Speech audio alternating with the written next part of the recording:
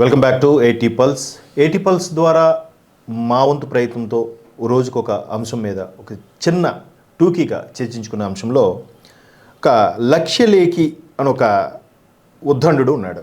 ఉద్దండు అనాలో ఏమనాలో తెలియదు. వాడికి ఏంటంటే ఇవాళ సొసైటీలో సోషల్ మీడియా వేదికగా ఎవడైనా తక్కువ టైంలో ఎక్కువ హైప్ వచ్చేయాలంటే పెద్ద సెలబ్రిటీ నేను పట్టుకొని విమర్శించాలి, లేదా అందరికీ సింపుల్ థింగ్ ఏంటంటే సనాతన ధర్మం మీద సనాతన ధర్మం ఫాలో అయ్యే వాళ్ళ మీద వెటకారంగా వ్యంగ్యంగా మాట్లాడితే ఆబ్వియస్లీ హైలైట్ అయిపోతామని ఆ దుర్మార్గపు ఆలోచనతో కొంతమంది ఉంటారు. అందులో లక్ష్యలేఖి అని ఒక దుర్మార్గుడు అనాలో లేదంటే వేరే మతం వాడు ఉసుగొలిపిన ఒక అస్త్రం అనాలో తెలియదు, కానీ వాడు మళ్ళీ చదువుకుంది మాత్రం ఐఐఎంలో ఇండోర్లో గ్రాడ్యుయేట్ చేశాడు.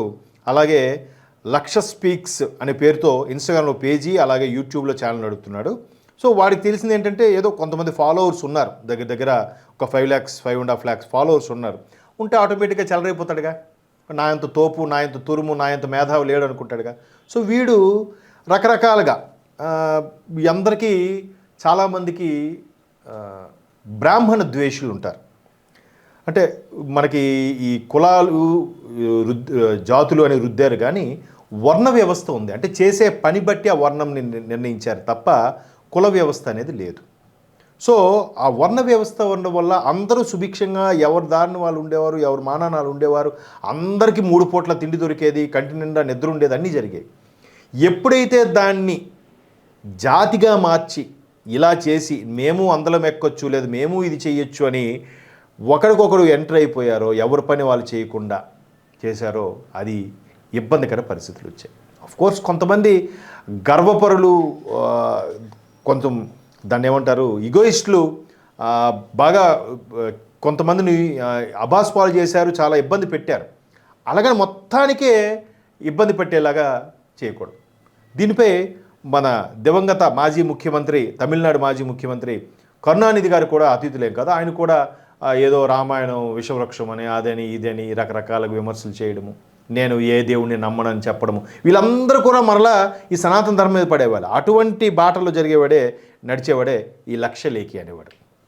అయితే వీడు ఒక బ్రాహ్మణ వ్యతిరేకి, కాశ్మీరీ హిందూ మారణహోమం మీద ఎటకారం చేయడం, అపహాస్యం చేయడం, ఆ పండిట్లను ఓచుకోత కోస్తే దానికి ఇది పేరు చూడండి మండి, లక్ష్యలేఖి అంట వాడి పేరు. అంటే ఇలా చేయడం వల్ల హైలైట్ అయిపోతారు. అంటే మహిళలపై అవమానకరమైన వ్యాఖ్యలు చేయడం, అలాగే మనకి దేవదాసీలకు సంబంధించిన ఒక సబ్జెక్ట్ ఉంది. ఆ దేవదాసీలు చాలా తప్పుగా అర్థం తీసుకుంటారు. వాళ్ళు దేవుడి కోసం అలా ఉండిపోతారు. అంటే ఒక దాన్ని ఏమంటారు, కృష్ణుడి కోసం ఉండిపోయిన ఆవిడలాగా.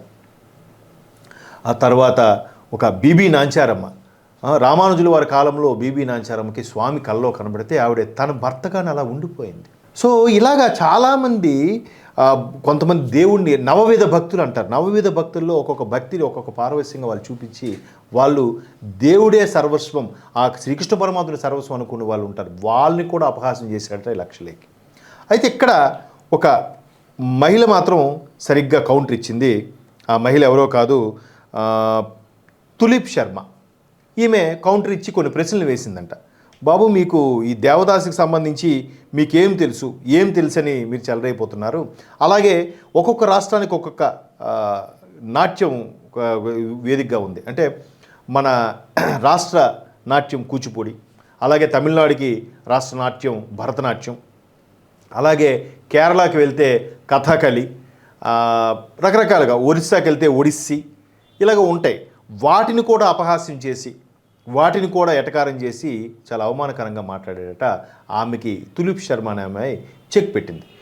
దీనిపై ఒక బ్రాహ్మణ వ్యతిరేక దుర్వినియోగం పాల్పడ్డాడు అని అందరూ చెప్తుంటారు కదా. అసలు బ్రాహ్మణులు నిజంగా వాళ్ళు అంతగా చూపితే ఈరోజు అన్ని వర్ణాల వారికి విద్య ఎలా సాకారమైంది? చిన్న లాజిక్ కదా.